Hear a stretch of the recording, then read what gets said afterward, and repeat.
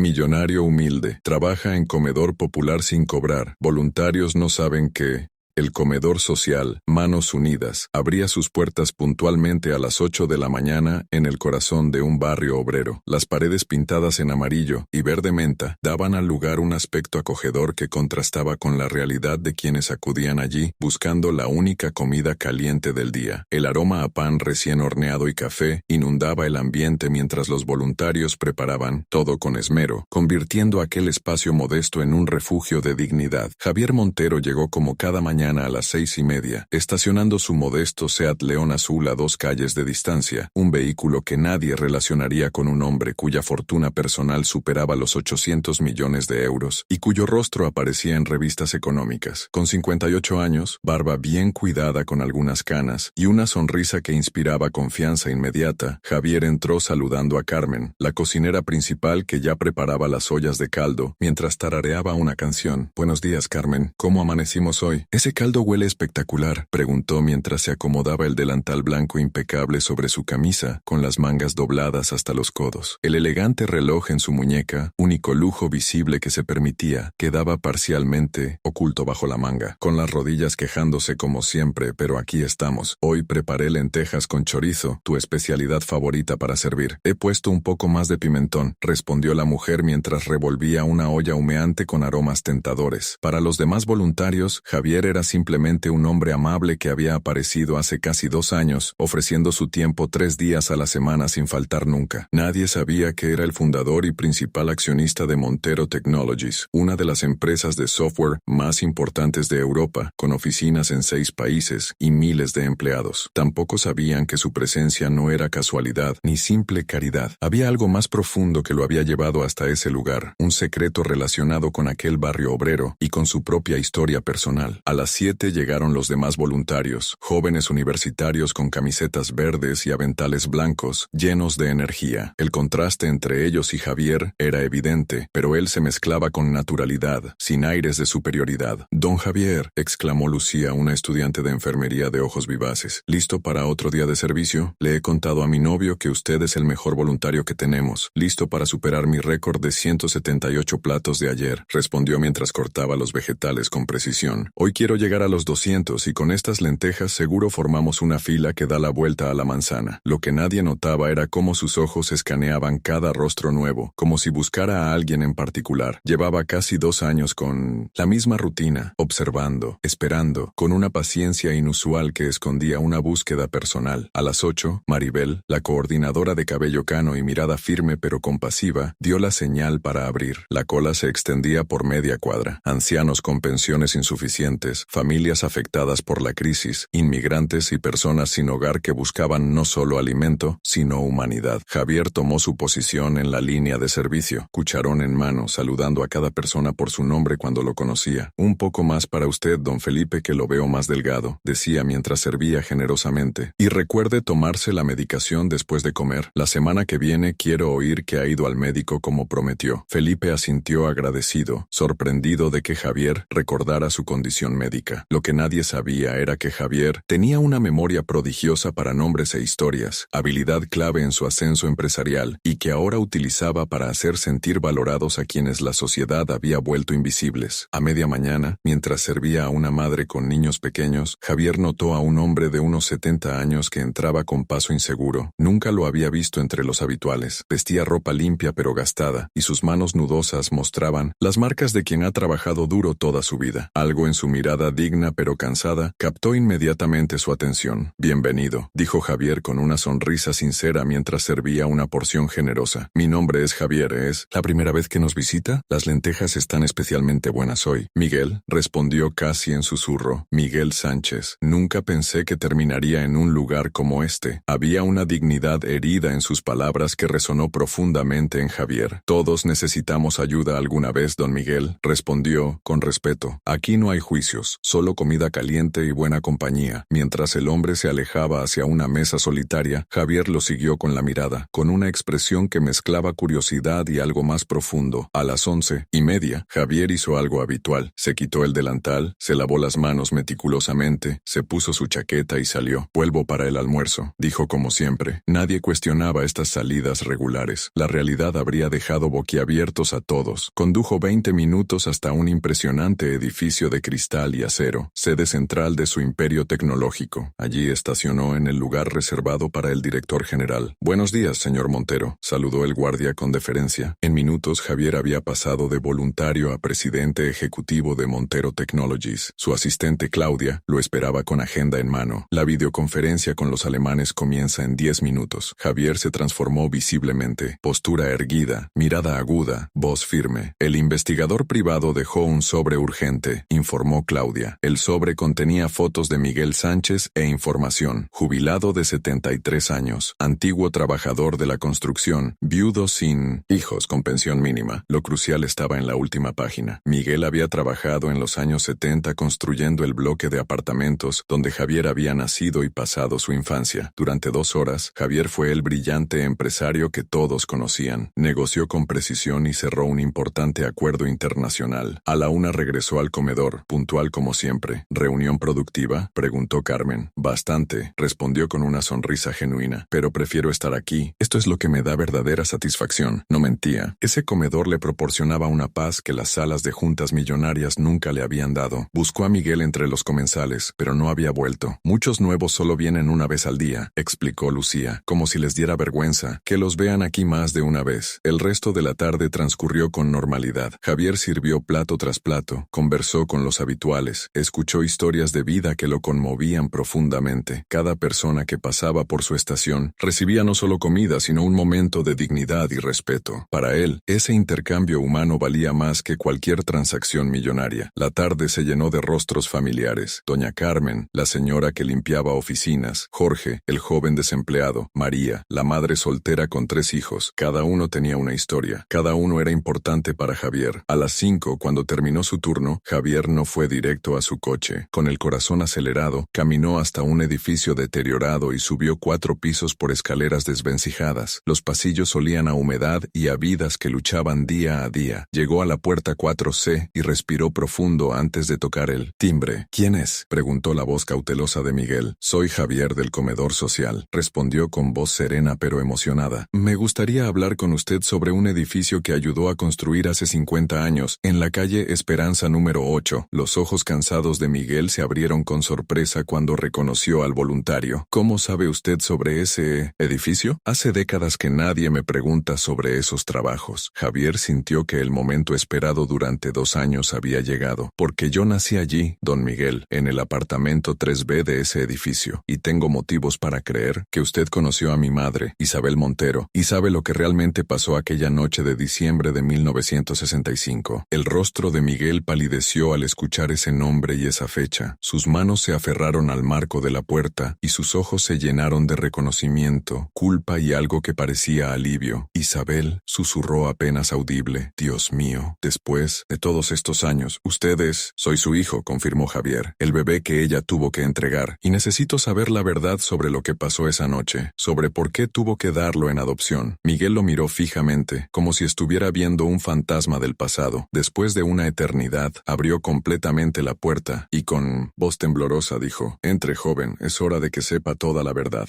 El pequeño apartamento de Miguel era un reflejo de una vida modesta pero digna, muebles gastados pero cuidados, fotografías familiares en marcos sencillos y el aroma a café recién hecho flotando en el aire. Javier observó cada detalle, mientras Miguel cerraba la puerta detrás de ellos, como si pudiera encontrar pistas sobre su pasado en cada rincón de aquel lugar humilde. «Siéntese, por favor», murmuró Miguel señalando un sofá desgastado pero limpio. Sus manos temblaban mientras se dirigía a la pequeña cocina. «¿Acepta un café? Es lo único que que puedo ofrecerle en estos momentos. Javier asintió, más por cortesía que por sed. Su corazón latía tan fuerte que estaba seguro de que Miguel podía escucharlo desde la cocina. Después de casi 58 años, finalmente iba a conocer la verdad sobre sus orígenes, sobre la mujer que lo había traído al mundo y las circunstancias que lo habían llevado a crecer en una familia adoptiva acomodada. Miguel regresó con 2 tazas humeantes y se sentó en una silla frente a Javier. Sus ojos, que esa mañana en el comedor habían mostrado solo cansancio y resignación, ahora brillaban con una mezcla de dolor y alivio. Isabel Montero comenzó con voz ronca, como si pronunciar ese nombre después de tantos años le costara un esfuerzo sobrehumano. Nunca pensé que volvería a hablar de ella. Fue la mujer más buena y valiente que conocí en toda mi vida. Javier se inclinó hacia adelante, absorbiendo cada palabra como si fuera agua en el desierto. Cuénteme todo, don Miguel. Necesito saber quién era mi madre, cómo era, qué pasó aquella noche. Miguel tomó un sorbo de café, claramente organizando décadas de recuerdos dolorosos en su mente. Isabel tenía 19 años cuando la conocí. Trabajaba limpiando escaleras en el edificio que estábamos construyendo, el mismo donde usted nació. Era una muchacha de una belleza sencilla pero radiante, con esos ojos grandes y expresivos que usted heredó. El corazón de Javier se aceleró al escuchar esta primera descripción física de su madre biológica. Venía de un pueblo pequeño, en Aragón, había llegado a la ciudad buscando una vida mejor. Sus padres habían muerto en un accidente cuando ella era adolescente y no tenía más familia. Vivía en una pensión para mujeres trabajadoras, muy cerca del edificio donde nosotros construíamos. Miguel hizo una pausa, sus ojos perdidos en el pasado. Era diferente a las otras muchachas. Tenía algo especial, una forma de ver la vida con esperanza a pesar de las dificultades. Siempre tenía una sonrisa para todos, especialmente para los trabajadores. Nos preparaba bocadillos cuando veía que no teníamos dinero suficiente para comer bien. Javier imaginó a aquella joven llena de bondad, tan similar a la forma en que él trataba ahora a las personas en el comedor social. Quizás la generosidad era algo que había heredado de ella. Isabel se enamoró de uno de mis compañeros de trabajo, continuó Miguel con voz más baja. Fernando Ruiz, un muchacho de buena familia que trabajaba en la construcción para independizarse de sus padres. Era guapo, educado, tenía planes de estudiar arquitectura una vez que ahorrara suficiente dinero. La expresión de Miguel se ensombreció. Fernando le prometió matrimonio, le prometió un futuro juntos. Isabel creía en cada palabra que él le decía. Cuando descubrió que esperaba un hijo, corrió a contárselo, segura de que él se alegraría de formar una familia con ella. Javier sintió un nudo en el estómago, presintiendo que la historia no tendría el final feliz que su joven madre había esperado. ¿Qué pasó entonces? Miguel suspiró profundamente. Fernando se asustó, no estaba preparado para la responsabilidad de ser padre, y además, sus padres tenían otros planes para él. Le dijeron que se olvidara de esa muchacha, sin clase, y que se concentrara en sus estudios. Fernando era débil de carácter, y al final eligió obedecer a su familia. ¿La abandonó?, preguntó Javier, sintiendo una mezcla de dolor y rabia hacia un hombre que nunca conoció. Peor que eso, respondió Miguel con amargura. Le dio dinero y le dijo que solucionara el problema como pudiera. Le sugirió que se fuera de la ciudad, que desapareciera para que nadie supiera lo que había pasado. Isabel se sintió completamente traicionada y humillada. Javier cerró los ojos, imaginando el dolor que debió haber sentido aquella joven embarazada y sola. Pero ella no se rindió, continuó Miguel con admiración. Isabel decidió seguir adelante con el embarazo. Trabajó hasta el último día posible, ahorrando cada peseta que ganaba. Se mudó a una habitación aún más pequeña y barata, y se preparó para ser madre soltera en una época donde eso significaba enfrentar el rechazo de toda la sociedad. Los últimos meses fueron muy duros para ella. Su embarazo se complicó, no podía trabajar tanto como antes, y el dinero se acababa. Rápidamente, algunos de nosotros, los trabajadores del edificio, tratamos de ayudarla como pudimos, llevándole comida o pequeñas cantidades de dinero. Miguel se limpió una lágrima que había aparecido en el rabillo de su ojo. La noche del 15 de diciembre de 1965, Isabel comenzó con dolores de parto. No tenía dinero para ir a un hospital privado, y en los públicos la trataban mal por ser madre soltera. Una vecina que había sido partera la ayudó en su pequeña habitación. Usted nació esa noche, dijo Miguel mirando directamente a Javier. Un bebé hermoso y sano, con los ojos más expresivos que jamás había visto. Isabel lo amó desde el primer momento, pero también sabía que no podía darle la vida que usted merecía. Javier sintió las lágrimas acumulándose en sus ojos. Durante 3 días Isabel lo cuidó, lo alimentó, le cantó canciones de cuna, pero su situación era desesperante. No tenía trabajo, no tenía dinero, no tenía familia que la apoyara, y además comenzó a tener fiebre alta por complicaciones del parto. Fue entonces cuando tomó la decisión situación más difícil de su vida, continuó Miguel. Había oído hablar de una familia acomodada que no podía tener hijos y buscaba adoptar un bebé. Los Montero eran conocidos en la ciudad por su generosidad y buen corazón. Javier reconoció inmediatamente el apellido. Sus padres adoptivos, Antonio y Carmen Montero, le habían dado amor, educación y todas las oportunidades del mundo. Isabel me pidió que la acompañara esa noche. Quería asegurarse de que usted llegara sano y salvo a su nuevo hogar. Recuerdo como si fuera ayer el momento en que entregó al bebé a la señora Carmen. Ambas mujeres lloraron, pero Isabel sonrió y dijo: «Cuídelo mucho, es lo más valioso que tengo en este mundo». La voz de Miguel se quebró al revivir aquel momento. Después de eso, Isabel desapareció de la ciudad. Alguien me dijo años después que se había ido a trabajar a una fábrica en el norte, pero nunca más supe de ella. Se llevó su dolor, en silencio, sacrificando su felicidad para darle a usted una oportunidad de tener una vida mejor. Javier no pudo contener más las lágrimas. Finalmente entendía por qué siempre había sentido esa conexión especial con las personas que luchaban y sufrían, por qué el comedor social le proporcionaba más satisfacción que todos sus éxitos empresariales. Era como si en cada plato que servía honrara la memoria de aquella joven valiente que había sacrificado todo por amor. «¿Usted sabe si mi madre está viva?», preguntó Javier con voz temblorosa. Miguel bajó la mirada. «No lo sé con certeza. Hace 20 años un compañero dijo haberla visto en un restaurante de Santander. Cuando fui a buscarla ya no estaba». Javier procesó la posibilidad de que su madre pudiera estar en algún lugar, quizás necesitando ayuda como tantas personas a las que servía en el comedor. «¿Y mi padre?». «Fernando Ruiz se convirtió en un arquitecto exitoso», respondió Miguel con amargura. «Se casó con la hija de un socio de su padre. Nunca mostró interés en saber qué había sido de Isabel o de su hijo». Javier se acercó a la ventana mientras las luces de la ciudad comenzaban a encenderse. «Por eso fundé el comedor. Hace 2 años encontré documentos que revelaron mi adopción y supe que había nacido en ese barrio. No conocía los detalles, pero algo me impulsó a crear el comedor allí, como si una parte de mí supiera que ese era el lugar donde debía estar». Miguel lo observaba con admiración. «Isabel estaría orgullosa de ver en qué se ha convertido su hijo». «Necesito encontrarla», dijo Javier. «Si está viva, quiero que sepa que estoy bien, que agradezco su sacrificio y comprendo por qué hizo lo que hizo. ¿Me ayudará?». El anciano asintió. «Cuente conmigo. Tengo todo el tiempo del mundo y muchos recuerdos que podrían ser útiles». Al despedirse, Javier se detuvo en la puerta. «Don Miguel, ¿le gustaría trabajar conmigo en el comedor? No como voluntario, sino como parte del personal, con un sueldo digno». «¿Por qué haría eso por mí?». «Porque usted fue la única persona que estuvo junto a mi madre en el momento más difícil de su vida, y porque todos merecemos una segunda oportunidad». Mientras conducía de regreso a su apartamento, Javier sentía una mezcla de emociones. El dolor de conocer la historia de su madre se mezclaba con la esperanza de encontrarla. Por primera vez, desde que había descubierto su adopción, sentía que finalmente estaba en el camino correcto. Lo que no sabía era que, entre los habituales del comedor, había alguien que guardaba el último secreto sobre Isabel Montero, alguien que observaba al millonario voluntario cada día, esperando el momento adecuado para revelarle una verdad que cambiaría su vida para siempre. La llegada de Miguel al comedor social Manos Unidas no pasó desapercibida. Las miradas curiosas de los voluntarios seguían al anciano mientras Javier le mostraba las instalaciones con el orgullo de quien presenta su segundo hogar. «Don Miguel será nuestro nuevo supervisor de cocina», anunció Javier ante el equipo reunido en la pequeña sala de descanso. «Tiene mucha experiencia y conoce bien este barrio, así que podrá ayudarnos a mejorar nuestro servicio». Carmen, la cocinera principal, observaba la escena con una expresión indescifrable, sus ojos saltando de Javier a Miguel con una intensidad que podría haber llamado la atención de cualquiera que no estuviera tan emocionado como Javier en ese momento. «Será un honor trabajar con todos ustedes», dijo Miguel con voz pausada. «Este barrio me ha dado mucho y es tiempo de que yo retribuya». Nadie, excepto Javier, podía entender el verdadero significado de esas palabras. Para ellos dos, cada minuto compartido en el comedor era una oportunidad para recordar a Isabel a través del servicio a los demás. A sus espaldas, Carmen se giró abruptamente hacia las ollas, como si necesitara ocultar su rostro. En las semanas siguientes, la operación de búsqueda de Isabel Montero se puso en marcha con la eficiencia que caracterizaba todos los proyectos de Javier. Mientras continuaba con su doble vida, voluntario por las mañanas, poderoso empresario por las tardes, dedicaba cada minuto libre a seguir pistas sobre el paradero de su madre biológica. Había contratado a 3 agencias de en investigación privada para cubrir diferentes regiones de España, con especial énfasis en Santander y alrededores, donde había sido vista por última vez. Miguel aportaba todos los detalles que recordaba, nombres de antiguos compañeros compañeros, lugares donde Isabel solía ir, incluso detalles aparentemente triviales como su gusto por los días de lluvia o su habilidad para hacer flores de papel que regalaba a los niños del vecindario. Cada fragmento de información podía ser la pieza clave que completara el rompecabezas. En el comedor, Miguel se había integrado perfectamente. Su carácter afable y su genuina preocupación por los comensales lo hacían tremendamente popular. Es como si siempre hubiera estado aquí, comentó Lucía a Javier una mañana mientras servían el desayuno. Lo que nadie sabía era que cada noche, después de cerrar el comedor, Javier y Miguel se reunían para revisar informes, discutir nuevas pistas y compartir recuerdos. Para Javier, estos momentos eran un tesoro invaluable, la única conexión tangible con la madre que nunca conoció. Ella cantaba mientras limpiaba, recordó Miguel una noche, con la mirada perdida en el pasado. Canciones populares de su pueblo. Decía que algún día le enseñaría esas canciones a su hijo. Javier escuchaba cada detalle con avidez, construyendo en su mente la imagen de Isabel, completando el vacío que había sentido toda su vida sin siquiera saberlo. Pero mientras la búsqueda de Isabel continuaba, algo extraño comenzó a suceder. En el comedor, Carmen, la cocinera que llevaba años allí, empezó a cambiar su comportamiento. Si bien siempre había sido algo reservada, ahora parecía evitar activamente quedarse a solas con Javier o Miguel. En varias ocasiones, Javier la sorprendió observándolos con una expresión inquieta, casi temerosa. ¿Has notado algo raro en Carmen?, le preguntó Javier a Miguel después de que la mujer se hubiera excusado abruptamente de una conversación sobre los primeros años del barrio. Miguel frunció el ceño, pensativo. Ahora que lo mencionas, sí, es como si nuestra presencia juntos la incomodara. Quizás deberíamos hablar con ella, preguntarle si algo va mal. La oportunidad llegó más pronto de lo esperado. Esa misma tarde, mientras Javier revisaba el inventario en la pequeña despensa, la puerta se cerró suavemente detrás de él. Al girarse, se encontró frente a frente con Carmen, que lo miraba con una mezcla de determinación y miedo. Necesito hablar con usted, Javier, dijo con voz temblorosa. A solas y lejos de aquí. Algo en su tono hizo que Javier sintiera un escalofrío. ¿Sucede algo malo, Carmen? La mujer negó con la cabeza. No aquí. Podemos vernos después del cierre, en la cafetería a la esquina a 2 calles. Y sin decir más, salió de la despensa dejando a Javier confundido. Cuando compartió el extraño encuentro con Miguel, el rostro del anciano se tensó. Ten cuidado, Javier. No creo que Carmen quiera hacerte daño, pero parece que guarda un secreto que le pesa mucho. Esa noche, la pequeña cafetería estaba casi vacía cuando Javier llegó. Carmen ya lo esperaba en una mesa del fondo, con las manos aferradas a una taza de té que no había tocado. Al verlo acercarse, respiró profundamente como quien reúne valor para un salto al vacío. Gracias por venir, dijo cuando Javier se sentó frente a ella. Lo que tengo que decirte, lo he guardado durante años pensando que era lo mejor, pero desde que Miguel apareció siento que ya no puedo callarlo más. Javier sintió que su corazón se aceleraba. Había algo en los ojos de Carmen, una tristeza antigua que resonaba con sus propias preguntas sin respuesta. Carmen, ¿qué es lo que...? Yo conocí a tu madre, Javier, lo interrumpió ella con lágrimas formándose en sus ojos. Conocí a Isabel Montero mucho mejor de lo que Miguel o cualquier otro podría haberla conocido. Javier se quedó inmóvil, apenas respirando. ¿Cómo? Porque yo era su mejor amiga, continuó Carmen, ahora con lágrimas rodando por sus mejillas. Vivíamos juntas en la pensión para mujeres trabajadoras. Estuve con ella durante el embarazo, la acompañé el día que te entregó a los Montero y fui quien la encontró cuando... Carmen se detuvo, incapaz de continuar. ¿Cuándo qué, Carmen?, insistió Javier, con un nudo en la garganta. Cuando intentó quitarse la vida 3 días después de entregarte, completó Carmen en un susurro. Javier sintió como si el suelo se abriera bajo sus pies. Carmen tomó sus manos entre las suyas, ahora temblando incontrolablemente. Pero eso no es todo lo que necesitas saber, Javier. Hay algo más, algo que cambió mi vida tanto como la tuya. Isabel Montero. Isabel no murió aquella noche, continuó Carmen. La encontré a tiempo y sobrevivió, aunque quedó muy débil y sumida en depresión. Javier sintió un mareo mientras procesaba las palabras. ¿Está viva?, preguntó con voz débil. Carmen bajó la mirada. Durante muchos años lo estuvo. Nos mudamos juntas a una ciudad costera. No podía seguir donde te había perdido. Se sentía indigna, como si hubiera fracasado. Carmen respiró hondo. Isabel nunca se recuperó completamente. Siempre llevaba tu foto de bebé en un medallón. ¿Por qué nunca me contactó?, preguntó con un nudo en la garganta. Lo intentó cuando cumpliste 18. Vino a Madrid. Estuvo frente a la casa de los Montero, pero no se atrevió. Pensó que tenías una vida perfecta y no quería alterarla. ¿Y ahora? ¿Dónde está?, preguntó con urgencia. Isabel falleció hace 5 años. Un cáncer detectado demasiado tarde. Estuve con ella hasta el final. El mundo de Javier se detuvo. Había llegado 5 años tarde. Sus últimos pensamientos fueron para ti. Me pidió que te buscara si alguna vez te veía necesitado. Nunca imaginé encontrarte como un hombre exitoso ayudando a otros. Carmen sacó un sobre gastado. Isabel quería que tuvieras esto solo si preguntabas por ella. Dentro había una carta amarillenta y una fotografía de una joven con un bebé recién nacido. Isabel abrió una cuenta de ahorros a tu nombre donde depositaba todo lo que podía. ¿Una cuenta?, preguntó confundido. Cuando murió, tenía poco más de 30.000 euros. Me pidió que te los entregara junto con la carta. Su madre había ahorrado toda su vida para él, sin saber que su hijo tenía millones. Hay algo más, añadió Carmen. Isabel tiene una hermana. Esta revelación sorprendió a Javier, pero Miguel dijo que no tenía familia. Ella misma lo creía así. Su hermana menor fue adoptada cuando quedaron huérfanas. Poco antes de 1900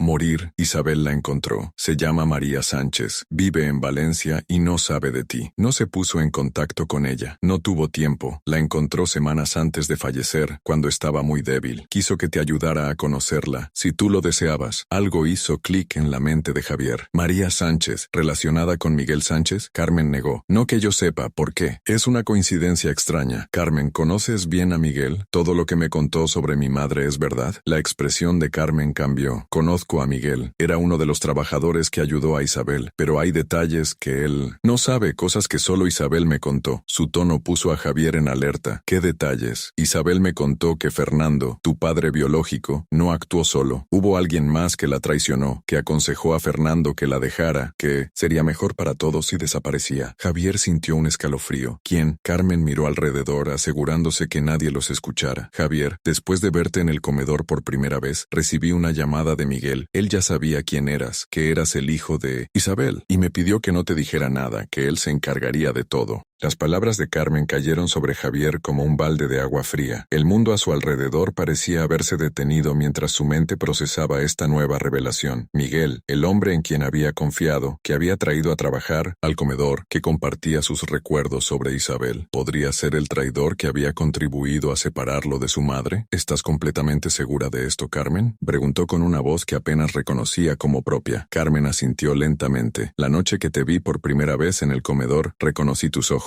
Son idénticos a los de Isabel. Estaba tan impactada que llamé a una vieja amiga para confirmar mis sospechas sobre quién eras. No sé cómo, pero Miguel se enteró y me llamó esa misma noche. Javier intentaba mantener la calma, analizando cada pieza de este rompecabezas que parecía cambiar de forma con cada nueva revelación. ¿Qué te dijo exactamente? Que sabía quién eras, que había estado buscándote por años y que finalmente te había encontrado en el comedor. Me pidió que no interfiriera, que él tenía un plan para acercarse a ti y contarte sobre Isabel a su manera. Dijo que te debía eso. Carmen hizo una pausa antes de añadir. Hay algo en su tono que me preocupó, como si ocultara algo más profundo. Javier recordó cada conversación con Miguel, cada detalle compartido sobre Isabel, buscando pistas que pudiera haber pasado por alto. ¿Crees que Miguel podría ser la persona que aconsejó a mi padre biológico que abandonara a Isabel? Carmen no respondió inmediatamente. Isabel nunca mencionó nombres, solo dijo que era alguien cercano, alguien en quien confiaba. Podría ser cualquiera de los trabajadores de la construcción. Javier tomó la carta que Carmen le había entregado y la guardó cuidadosamente en el bolsillo interior de su chaqueta, junto con la fotografía de Isabel. Necesito hablar con él, ahora mismo. A pesar de las protestas de Carmen, Javier salió de la cafetería con paso decidido. La noche había caído sobre la ciudad, pero la mente de Javier estaba más clara que nunca. Durante el breve trayecto, hasta el pequeño apartamento de Miguel, repasó cada momento desde que había iniciado su búsqueda. ¿Y si todo había sido una manipulación? ¿Y si Miguel había aparecido en el comedor no por casualidad, sino como parte de algún plan? Cuando llegó al edificio, subió las escaleras de 2 en 2. Esta vez no había nerviosismo en su llamada a la puerta, sino una determinación férrea. Miguel abrió casi inmediatamente como si esperara su visita. Al ver la expresión en el rostro de Javier, el anciano palideció. «¿Has hablado con Carmen?», dijo. No era una pregunta. Javier entró sin esperar invitación. «Sabías quién era yo desde el principio. Me estuviste observando en el comedor durante semanas antes de acercarte. ¿Por qué, Miguel? ¿Qué estás ocultando?» Miguel cerró la puerta lentamente y se apoyó en ella, como si necesitara sostenerse. Por primera vez, Javier notó lo frágil que parecía, lo cansadas que estaban sus manos. «Siéntate, por favor. Es una historia larga y no tan simple como puedas pensar». Javier permaneció de pie. «Quiero la verdad, toda la verdad. ¿Conocías a mi padre biológico? ¿Fuiste tú quien le aconsejó abandonar a Isabel?» La pregunta directa pareció golpear físicamente a Miguel. Miguel, quien cerró los ojos un momento antes de responder. Sí, conocía a Fernando. Éramos amigos. Y sí, fui yo quien le dijo que dejara a Isabel, pero no por las razones que imaginas. Un silencio tenso llenó la habitación mientras Javier luchaba por contener su rabia. Explícate, exigió finalmente. Miguel se movió lentamente hacia un pequeño secreter en un rincón de la sala. Sacó una llave de su bolsillo y abrió el cajón superior, extrayendo una vieja fotografía en blanco y negro. Fernando Ruiz era mi mejor amigo y el hombre más cobarde que he conocido, comenzó Miguel. Cuando Isabel le contó sobre el embarazo, él entró en pánico. Vino a mí primero antes de decirle nada a ella. Me confesó que nunca había planeado un futuro con Isabel, que solo la había cortejado por diversión mientras trabajaba en la construcción. La voz de Miguel temblaba. Le dije que asumiera su responsabilidad, que Isabel era una buena mujer y merecía respeto. Discutimos duramente. Entonces él me reveló algo que cambió todo. Estaba casado. Javier no pudo evitar una exclamación de sorpresa. Fernando tenía una esposa y un hijo pequeño en otra ciudad. Todo el tiempo que estuvo con Isabel, les estaba mintiendo a ambas. Me mostró fotos de su familia. Me juró que amaba a su esposa y que el romance con Isabel había sido un error. Miguel extendió la fotografía hacia Javier. En ella, un hombre joven sonreía junto a una mujer con un bebé en brazos. Esta es la familia de Fernando, y este niño, su hijo, es la razón por la que le dije que se alejara de Isabel. Javier tomó la fotografía con manos temblorosas. El rostro del hombre le resultaba extrañamente familiar, como si lo hubiera visto antes. No lo entiendo. ¿Por qué no decirle la verdad a Isabel? ¿Por qué aconsejarle que la dejara sin explicación? Miguel respiró profundamente. Porque conocía a Isabel mejor de lo que ella creía. Sabía que si descubría que Fernando tenía una familia, ella misma se apartaría por no destruir un hogar. Pero también sabía que cargaría con esa culpa para siempre. Pensé que sería menos doloroso para ella creer que él simplemente no la quería lo suficiente. Javier sacudió la cabeza, incrédulo. No tenías derecho a tomar esa decisión por ella. Lo sé, admitió Miguel con voz quebrada. He vivido con ese remordimiento cada día desde entonces. Pero hay algo más que debes saber, algo que ni Carmen conoce. Miguel tomó la fotografía de las manos de Javier y señaló a la mujer. Esta es María, la esposa de Fernando. Su apellido de soltera era Sánchez. Javier sintió que el suelo se movía bajo sus pies mientras las piezas comenzaban a encajar. María Sánchez, murmuró, la hermana perdida de Isabel. Miguel asintió lentamente. Fernando se había casado con la hermana de Isabel sin que ninguna de las dos lo supiera. Cuando me di cuenta, ya era demasiado tarde. Javier se dejó caer en el sillón más cercano, sintiendo como si el peso de esta revelación lo aplastara. Mi padre biológico estaba casado con mi tía. ¿Cómo es posible que no lo supieran? Miguel le ofreció un vaso de agua que Javier rechazó con un gesto. Las hermanas fueron separadas cuando eran muy pequeñas. María fue adoptada por una familia de otra provincia y cambió su apellido. Isabel siempre creyó que su hermana había muerto. Cuando Fernando conoció a María, ella no tenía idea de su origen ni de que tenía una hermana en Madrid. Miguel se sentó frente a Javier, su rostro marcado por décadas de culpa. Fue una terrible coincidencia, una de esas crueles bromas del destino. Fernando conoció a María en Santander, se casaron y tuvieron un hijo. Años después, cuando vino a Madrid por trabajo, conoció a Isabel sin saber quién era realmente. El silencio llenó la habitación mientras Javier digería esta información. ¿Qué pasó después de que Isabel me entregara a los Montero? Fernando nunca supo que Isabel estaba embarazada, respondió Miguel. Yo le dije que se fuera, que volviera con su familia, y eso hizo. Isabel desapareció después de entregarte. Como te contó Carmen, yo me quedé con la culpa, sabiendo que había contribuido a separar a una madre de su hijo. Miguel hizo una pausa para contener las lágrimas que comenzaban a formarse en sus ojos. Hace 6 años, antes de morir, Fernando me confesó toda la verdad. Se había enterado por casualidad de que María y Isabel eran hermanas. El peso de ese secreto lo atormentó hasta su último día. Me pidió que encontrara a su hijo, que te encontrara a ti y que te contara toda la historia. ¿Y por qué no me lo dijiste desde el principio?, preguntó Javier con una mezcla de dolor y rabia en su voz. Porque soy un cobarde, admitió Miguel. Quería ganarme tu confianza primero, asegurarme de que estabas preparado para conocer una verdad tan dolorosa. Y también porque tenía miedo de tu rechazo, de tu odio cuando descubrieras mi papel en esta tragedia. Javier tomó la fotografía de su madre que Carmen le había dado y la colocó junto a la fotografía de María. El parecido era innegable, a pesar de los diferentes peinados y estilos. Mi primo, murmuró Javier pensando en el bebé de la fotografía. ¿Dónde está ahora? Se llama Daniel Ruiz, respondió Miguel. Tiene tu edad, vive en Valencia y es médico. No sabe nada sobre ti ni sobre esta historia. María nunca se enterra.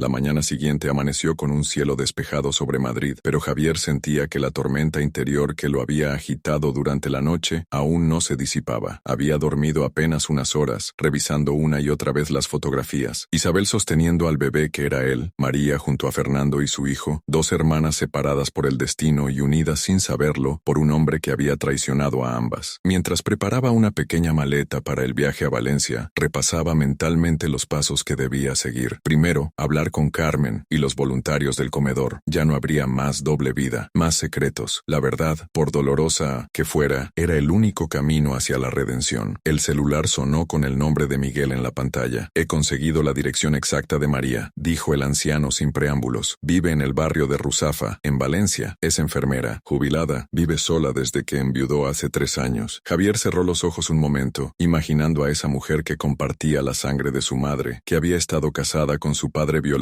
sin saber el terrible secreto que los unía. ¿Está preparada para nuestra visita? No, respondió Miguel con voz tensa. Preferí no llamarla. Algunas verdades deben ser dichas cara a cara. 40 minutos más tarde, Javier estacionaba su elegante Audi frente al comedor social, donde Carmen ya lo esperaba en la puerta. Por primera vez, no había estacionado a varias calles de distancia. No había intentado ocultar su verdadera condición económica. Los he reunido a todos como pediste, dijo Carmen en voz baja mientras entraban juntos. Están confundidos, preocupados. Nunca habías cancelado un día de servicio antes. En la pequeña sala de descanso, el equipo completo de voluntarios los esperaba. Lucía, los estudiantes universitarios, los jubilados que ayudaban ocasionalmente, y al fondo, Miguel, con la mirada clavada en el suelo. Javier respiró profundamente, sintiendo el peso de todas las miradas sobre él. Les debo una explicación y una disculpa, comenzó. Durante estos 2 años, les he ocultado quién soy realmente. Mi nombre completo es Javier Montero Durán, y soy el fundador y presidente de Montero Technologies. Un murmullo de sorpresa recorrió la sala. Lucía abrió mucho los ojos, conectando finalmente el nombre con las noticias económicas que ocasionalmente veía. Vine a este barrio buscando mis raíces, buscando a una madre que nunca conocí. Creé este comedor como una forma de conectar con un pasado que me fue arrebatado. Con voz firme pero emocionada, Javier les contó la historia completa, su nacimiento, la dolorosa decisión de Isabel, la búsqueda que lo había llevado hasta allí y finalmente las revelaciones de los últimos días. No mencionó el papel de Miguel en la tragedia. Esa era una verdad que el anciano debería compartir por sí mismo cuando estuviera listo. Hoy viajo a Valencia para conocer a la hermana de mi madre, la última conexión que me queda con ella, concluyó Javier. No sé cuándo volveré, pero quiero que sepan que este comedor seguirá funcionando. He creado una fundación que garantizará su continuidad independientemente de mi presencia. El silencio que siguió fue roto por Lucía, quien se acercó y para sorpresa de todos abrazó fuertemente a Javier. No importa si eres millonario o no, dijo con lágrimas en los ojos. Lo que importa es que has estado aquí, sirviendo junto a nosotros, escuchando historias, compartiendo tu tiempo. Eso no lo puede fingir nadie. Uno a uno los voluntarios se acercaron para expresar palabras de apoyo y comprensión. Carmen observaba la escena con una mezcla de orgullo y tristeza, consciente de que este capítulo de la vida de Javier estaba llegando a su fin. 3 horas más tarde, la autopista hacia Valencia se extendía frente a ellos. Javier conducía. En silencio, Miguel a su lado miraba por la ventanilla, y Carmen iba en el asiento trasero, sosteniendo un álbum de fotos que Isabel le había dejado para este momento. ¿Estás seguro de que quieres que te acompañemos?, preguntó Carmen. Esta es tu familia después de todo. Ustedes son los únicos vínculos reales que tengo con Isabel, respondió Javier sin apartar la vista de la carretera. Merecen estar presentes cuando cierre este círculo. El trayecto a Valencia transcurrió en un silencio cargado de emociones. Cada kilómetro los acercaba más a un encuentro que cambiaría para siempre varias vidas. Javier pensaba en qué diría al ver a María, cómo explicarle que era el hijo de la hermana que nunca conoció y del marido que nunca le confesó su infidelidad. El apartamento de María estaba en un edificio antiguo pero bien conservado en el colorido barrio de Ruzafa. Mientras subían en el ascensor hasta el 3er piso, Miguel parecía haber envejecido 10 años en unas horas. El peso de su culpa, visible en cada arruga de su rostro. Javier tocó el timbre con mano firme. Unos pasos lentos se acercaron a la puerta y finalmente ésta se abrió. Frente a ellos estaba una mujer de unos 75 años con el cabello blanco recogido en un moño. Sus ojos, del mismo tono castaño profundo que los de Javier, se abrieron con sorpresa al ver a los 3 desconocidos frente a su puerta. ¿María Sánchez?, preguntó Javier con voz suave. La mujer asintió lentamente, su mirada deteniéndose en el rostro de Javier con una expresión de desconcierto. desconcierto, como si intentara recordar dónde había visto antes esos ojos. Mi nombre es Javier Montero, continuó él, sintiendo que el corazón le latía con fuerza, y he venido desde Madrid porque tengo algo muy importante que contarle sobre Isabel Montero. Al escuchar ese nombre, María se llevó una mano al pecho. Sus ojos se llenaron de lágrimas mientras su mirada iba de Javier a Miguel y finalmente a Carmen, a quien pareció reconocer de algún lugar lejano en su memoria. Isabel, murmuró con voz temblorosa, ¿conoces a mi hermana? Por favor, pasen, dijo María con voz temblorosa, abriendo completamente la puerta. Sus ojos no se apartaban de Javier, como si intentara descifrar el enigma de aquel rostro tan familiar. En una mesa destacaba una fotografía en blanco y negro de dos niñas pequeñas. Isabel y yo antes de ser separadas, explicó María. Es lo único que conservo de ella. Durante décadas creí que había muerto. Carmen tomó las manos de María. Isabel te buscó toda su vida. Cuando finalmente te encontró, ya era demasiado tarde para reunirse contigo. ¿Demasiado tarde?, preguntó María. Mi madre falleció hace 5 años, intervino Javier. Isabel Montero era mi madre biológica. María procesaba estas palabras reconociendo en él los rasgos de su hermana perdida. ¿Tu madre? ¿Pero cómo? Javier le contó la historia. El romance de Isabel con Fernando, el embarazo, la decisión de entregar a su hijo en adopción. A medida que avanzaba el relato, la expresión de María pasaba del dolor a la incredulidad. Fernando, murmuró, mirando la fotografía de su difunto esposo. Mi Fernando era tu padre. Miguel dio un paso adelante. Sí, María, Fernando era el padre de Javier, y yo soy quien convenció a Fernando de que abandonara a Isabel cuando supo del embarazo. María se levantó, indignada. ¿Miguel, el amigo de Fernando que venía a cenar a nuestra casa? Miguel asintió, incapaz de sostener su mirada. Fernando nunca supo que tú e Isabel eran hermanas. Yo lo descubrí después, pero guardé silencio. Las lágrimas corrían por el rostro de María. Todo este tiempo, mi propia hermana, el hijo que nunca conocí. Isabel quería protegerte, respondió Carmen suavemente, a ti y a tu familia de un dolor innecesario. María se volvió hacia Javier, estudiando su rostro. Tienes los ojos de Isabel, pero la sonrisa de Fernando. Carmen sacó el álbum de fotos que Isabel había guardado durante años. Página tras página mostraba a Isabel en diferentes momentos, trabajando, paseando, siempre con una sonrisa que no llegaba completamente a sus ojos. Vivió una vida digna, explicó Carmen, trabajadora, generosa, siempre ayudando a otros a pesar de su dolor. En la última página, María encontró un sobre con su nombre. Isabel escribió esto para ti la última semana de su vida cuando supo que te había encontrado pero que ya no tendría fuerzas para verte. Mientras María leía la carta en silencio, lágrimas rodando por sus mejillas, Javier sentía que un ciclo se cerraba. Había encontrado sus raíces, comprendido el sacrificio de su madre biológica y ahora tenía una tía que representaba el último vínculo con esa historia. Mi sobrino, dijo finalmente María, extendiendo los brazos hacia Javier, el hijo de mi hermana. El abrazo que compartieron estaba cargado de décadas de ausencia, de historias no contadas, de un amor familiar que trascendía el tiempo. En ese momento, el teléfono de María sonó. Era su hijo Daniel, llamando como cada tarde. María miró a Javier con una pregunta silenciosa en sus ojos. Díselo, respondió Javier con una sonrisa. Es hora de que esta familia se reencuentre por completo. Mientras María hablaba con su hijo, explicándole la extraordinaria visita, Javier comprendió que el comedor social Manos Unidas había cumplido su propósito de una manera que nunca imaginó. No solo había alimentado a quienes lo necesitaban, también había nutrido su propia alma, guiándolo en un viaje de descubrimiento que ahora finalmente lo llevaba a casa.